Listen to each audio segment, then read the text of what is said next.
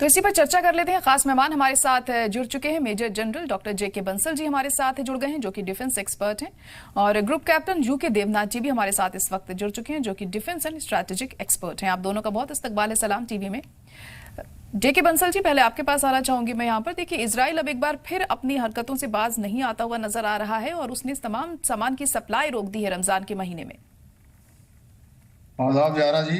जी आदाब। देखिए, अगर इसकी गहराई में जाया जाए इस सब के, तो ये बहुत पहले से ही इजराइल कहकर चल रहा है कि हमास का खात्मा करना है। एक तरफ वो हमास के खात्मे की बात करता है, दूसरी तरफ युद्ध बंदी की बात करते हैं। तो युद्ध बंदी जो हुई थी, तो उसमें ये 3 फेजेज में थी, और फर्स्ट फेज के शुरू होने के, फर्स्ट फेज है 42 डेज के, उसके 16 दिन के अंदर में सेकंड फेज की बात हुई। तो जो सेकंड फेज का मेन मुद्दा वो ये है कि complete withdrawal of forces of Israel वहां से खत्म हो जाए और हो जाए। लेकिन इजराइल इसको नहीं चाहता बिल्कुल भी। तो उन्होंने कहा कि जी आप जो है आगे बढ़ा लीजिए, जिससे कि उनका मेन एम है बंदर छुड़ाने का। और ये उन्होंने बिल्कुल क्लियर कर दिया कि हमास को खत्म करके छोड़ेंगे। अब हमास को भी ये बात समझ जानी चाहिए कि भाई अभी वो छोड़ने वाले नहीं है। हालांकि जैसे आपने भी, आपकी रिपोर्ट में भी कहा गया है कि ये इजराइल का एक बदसूरत चेहरा सामने आया है। एक चेहरा जो है हमास का भी तो है। हमास कैसे कह सकता है? अभी देखिए, वहां पर जो 1-1.5 साल से जो यरगमाली है बंधक, उनकी जेल में है, जिसमें अभी 59 बचे हैं। 59 में से भी कहा जा रहा है कि 35 तो मर चुके हैं, सिर्फ 24 बचे हैं। और 24 में भी पता नहीं कितने बचे हैं या कितने नहीं बचे हैं। तो अभी जो सबसे बड़ी गलती है, सबसे बड़ा जो खतरनाक खेल जो खेला है, वो है हमास ने। और हमास की गलती की वजह से ही ये सब कुछ हो रहा है, जिससे कि उनको ये समझ आ जाना चाहिए कि इजराइल को अपने बंदूकों की कोई परवाह नहीं है।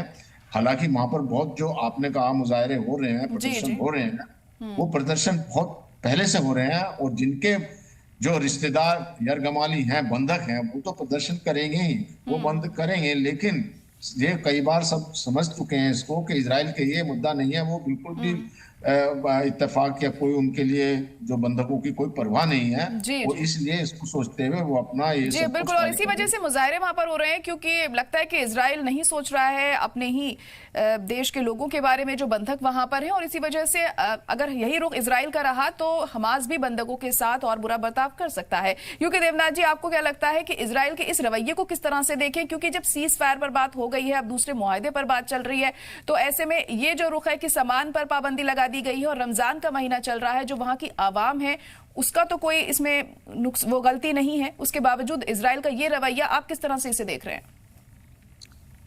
जायरा जी, रमजान के पवित्र महीने में इजराइल ने जो ये कार्रवाई की है, इसका दुनिया भर के सभी देश कड़ी निंदा कर रहे हैं। खासतौर से मुस्लिम देश तो हैं ही, अरब देश तो हैं ही।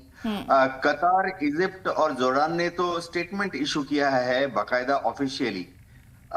इजराइल की एक कमजोरी है। इजराइल की कमजोरी ये है कि इजराइल समझता है कि अगर उसने हमास के साथ बराबरी बात की या उसने हमास को ढील दी, तो इजराइल को डर लगता है। ये इजराइल की कमजोरी है। इजराइल को डर लगता है कि हमास फिर से गजा में फ्यूचर में ज्यादा मजबूत हो जाएगा, हमास में पॉलिटिकल और मिलिट्री पावर अख्तियार कर लेगा और फिर से इजराइल के लिए खतरा बन जाएगा।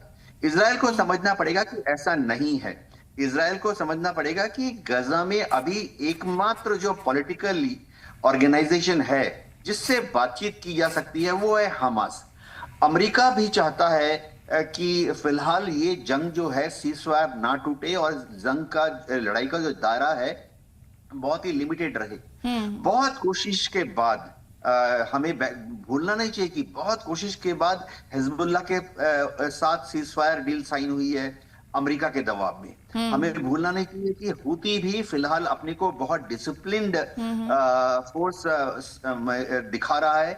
हुती ने अपनी जितनी रॉकेट्स, मिसाइल्स की फायरिंग थी, उस पर कंट्रोल रखा हुआ है। ऐसी हालत में इजराइल के प्रधानमंत्री नेतन्याहू को चाहिए कि मौके का पूरा फायदा उठाएं और फेज 2 के बारे में बात करें। हमास क्या चाहता है फेज 2 में? हमास चाहता है कि इजराइल जो है वो गजा से आईडीएफ को बाहर निकाल ले, तो जो कि इजराइल मना कर रहा है। इजराइल कम से कम इतना तो कर ही सकता है कि कुछ सिंबॉलिक पुल आउट शुरू कर दे। यानी जो हैवी आर्टिलरी है या हैवी टैंक्स हैं, बख्तरबंद गाड़ियां हैं जिनका कि सिर्फ भारी लड़ाई में इस्तेमाल होता है, उनको तो बाहर निकाल सकता है फिलहाल। इससे हमास का भी रुख थोड़ा पॉजिटिव हो जाएगा और हमास भी इजराइल की कुछ शर्तों को मान लेगा। इजराइल क्या बोल रहा है? इजराइल बोल रहा है कि बाकी बचे हुए बंधकों को तुरंत रिहा करो, उसके बाद ही फेज 2 की बात चालू होगी। हमास सिर्फ इतना बोल रहा है कि फेज 2 की बात में थोड़ा आगे चलो, बंधकों को हम छोड़ देंगे एक एक करके। तो मेरे ख्याल से हमास ने जो प्लान रखा है वो दिखाता है कि हमास थोड़ा सा नरम पड़ के बातचीत करने के लिए तैयार है, लेकिन यह इजरायली है, नेतन्याहू है जो कि एक अड़ियल रुख अपना रहे हैं। जी बिल्कुल, देखिए क्योंकि इससे पहले भी हमास ने कई बंधकों को रिहा किया है।